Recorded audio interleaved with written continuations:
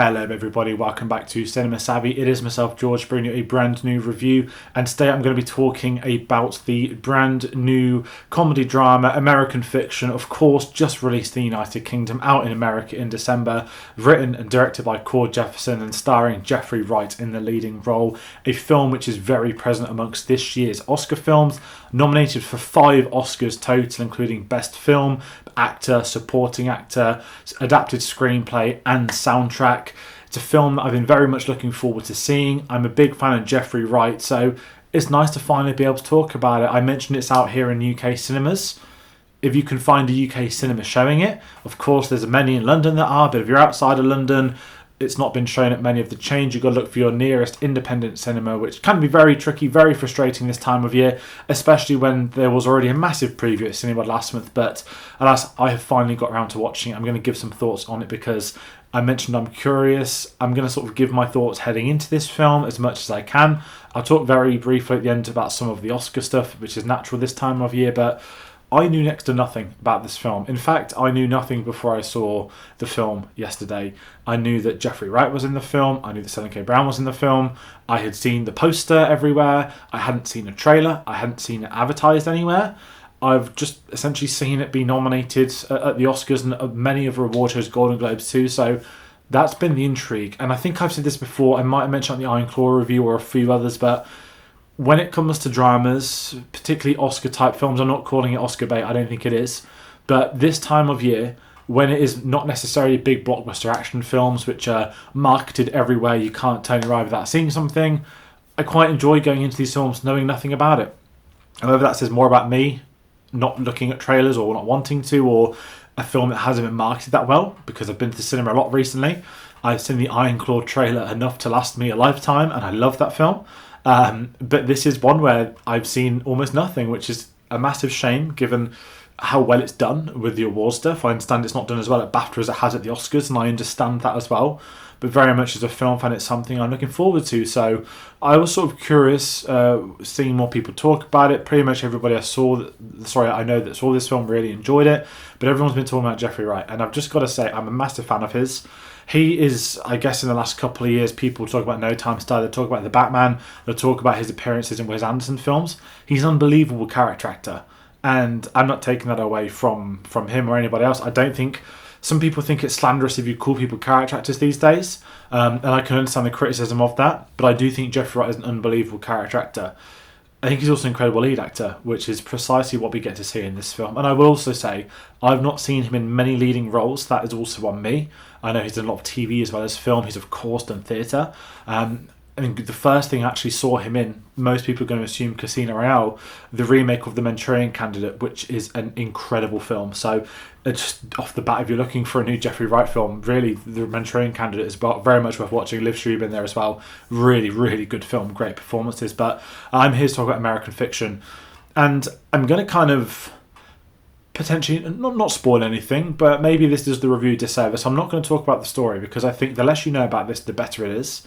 You'll get a clear understanding, the term fiction being in the title, that this may be about, I mean, I know that Jeffrey Wright is playing an author in it, but I think the less you know about the story, the far more enjoyable it is. Again, I've not seen a trailer. I don't know how obvious the story is, what it's trying to say, what the trailer maybe gives away, but I knew nothing. So I went into this film cold, and I had an absolute blast watching it.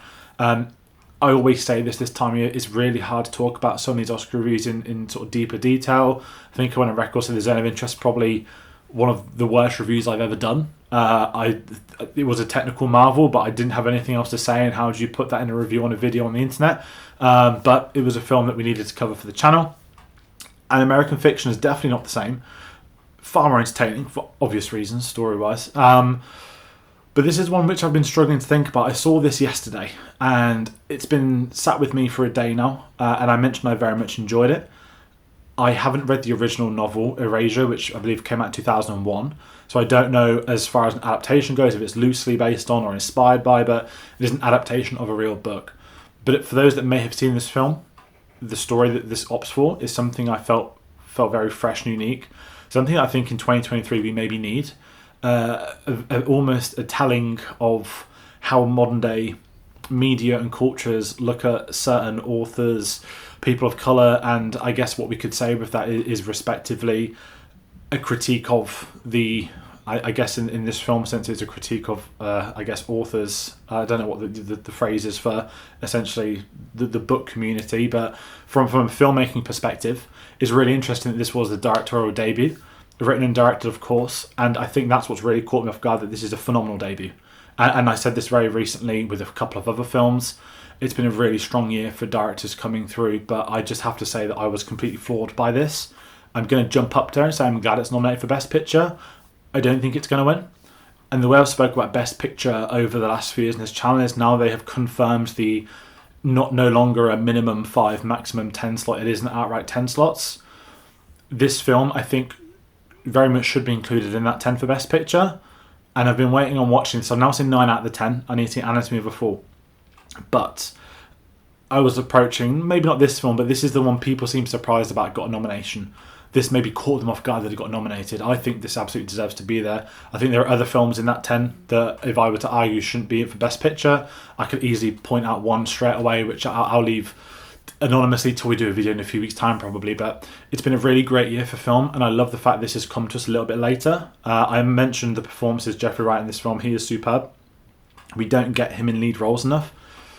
I don't say he has no commercial value, that sounds terrible. I'm not going to edit that out, but there is something about him where he hasn't had leading roles in, I guess we could say, the big films. When you think of Jeffrey Wright, you think of a Wes Anderson film. Even in The French Dispatch, he had far more to do than some of his other ones, and he's phenomenal in The French Dispatch.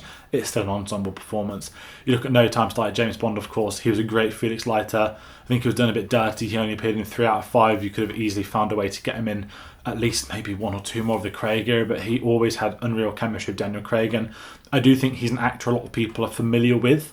Of course, Commissioner Gordon in the latest Batman film, great chemistry with Rob Pattinson in there, but he's never really had the chance in that leading spotlight. And by no means is this is a commercial film. The budget's under $10 million. Of course, it's coming out during Oscar season. It's had an awards campaign. Some people would probably call it Oscar bait. I don't think it is. I think there's a really interesting story that this film is telling, and I think we actually need it in this day and age. And maybe it's more difficult for me to comment on because naturally I'm a white person, certainly not even American based here in the UK, and this is very much a film that's going to have far more, not meaning in America, but I look at films such as this thinking I understand why this maybe wasn't nominated a lot of BAFTA and was at the Oscars.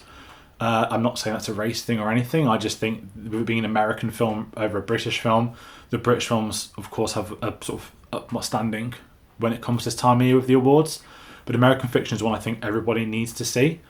I mentioned the performances sort of carry it. Sterling K. Brown, the supporting role, I think is phenomenal. He's an actor I've not seen in too many things, and I think that's what caught me off guard, that he plays a really, again, without getting into the story, a really interesting character, the brother of Jeffrey Wright in the film, dealing with not just family issues but about himself and what it is to be in a family that maybe doesn't accept him or who would like to accept him. And it's really interesting seeing these family dynamics play off, and I think it's a film that maybe a lot of the audience could relate to in that sense, but at the same time as being a drama, you've got these incredible comedic values which in the utmost sincerity shouldn't be that serious, but in this day and age, how we look at media texts, how we see perception, audiences, what people think, it's a really important piece of work, this, and I think it's something that's going to go so far under the radar because it hasn't had people shouting and talking about it. It hasn't caused debate amongst certain outlets that would like to throw the sort of thing around under the bus. It's gone about its way in really simple business, and the film is so much better for it. It's got a wonderful soundtrack, and it was a surprise that was nominated at the Oscars. I haven't listened to the 5 in isolation properly, so I can't sit here and say what Rob Spider-Man Into the Spider-Verse yet. That's something I will be working on in the coming weeks, but I was very surprised to see the score, if I'm honest, at the best soundtrack. I think there's a lot of great stuff this film did, and I think, again, getting the screenplay nomination, adapted screenplay is a big one. It rightfully should be there. Best actor, best supporting actor, I completely agree with those. Again, I need to look at the actors out of perspective because I still think could Zac Efron have been nominated, but I've seen Jeffrey Wright's performance now, and I do think he absolutely should be there with the other big names we've spoke about. Again, I can pick the obvious one I'd be getting rid of straight away in a heartbeat, but it's a really entertaining film, and I'm going to kind of use this as a criticism per se of, I guess, the UK distribution, that it's really hard to find it over here. Maybe it's not got big audiences, maybe not a lot of people are going to go out and see it, but I don't understand how Cineworld can put this out as a secret screening and then not put it wide release on its opening weekend. Even its second week isn't going to be shown at any of the 3 local Cineworlds I have. I had to go to independent cinemas, which is great for independent cinemas, but it's really frustrating when you get this time of year. Again, you put on a secret screening for this, but you don't bother then showing it properly on release. If I'd have known it was that before the secret screening, I would have gone, but I couldn't make it, so I couldn't make the plans to, and it's really frustrating. So that's just me moaning about Cineworld, which is nothing unnormal for this channel, but it is one of those where I do recommend this film. It's, again, a great start to 2024 for UK releases, 2023 if you're in the States, of course. I think this is even coming out on Prime or something in the next couple of weeks, so if you are in America, you can watch it if you haven't already, and I do think it's very much worth watching before the Oscars, and it could be one, I don't see it winning anything, but it's one that I really enjoy that is up there, and at least with Jeffrey Wright, we get to see him nominated for the first time for the Oscars alongside some great peers, and it's going to be really exciting to really see this award season start to blossom now as we head into the next couple of weeks to a couple of the big ceremonies. So that's going to do it for this review. Something a bit different, something a bit more positive than some of the recent ones, but it is one nonetheless. And as I said, it is award season, so please do comment your thoughts, not just on American Fiction, on the Oscars, on the BAFTAs, what you're looking forward to, what you're not. Should there have been more nominations for this film? Is there anything it shouldn't have been nominated for? I'm always intrigued by what people have to say. But for myself, at least, I mentioned Jeffrey Wright. I can't wait to. He's always a great. Whenever he pops up in a film, it's just always a great thing. You know, you're in safe hands when Jeffrey Wright appears, and this film absolutely nails that. So that's going to do it for this review. There's a lot of stuff happening on the channel. We're going to have a lot of June videos in the coming weeks, maybe the coming days. June Part 1's got a re-release this weekend. June Part 2, we will be reviewing before it comes out, I can confirm. I think we're looking at the early hours of the 22nd of February for our review. That's all I can say. The embargo is the 21st. We'll do a spoiler discussion after it comes out. There's going to be a review on June 1984. We're going to do a lot of stuff building up to June. But this video has been mainly about the Oscars, and there's a lot to do for the Oscars too. We're going to have a BAFTA coverage when that ceremony's been and gone. We're going to talk about a few other things, a few categories by itself. We'll have videos up on the channel, so if you're a fan of the Oscars, you're a fan of this sort of stuff, do stick around, hit that subscribe button. If you like this video, please do like it, show your support for the channel. But that is going to be it for today. Thank you all for watching. Take care, and we'll see you on the next one.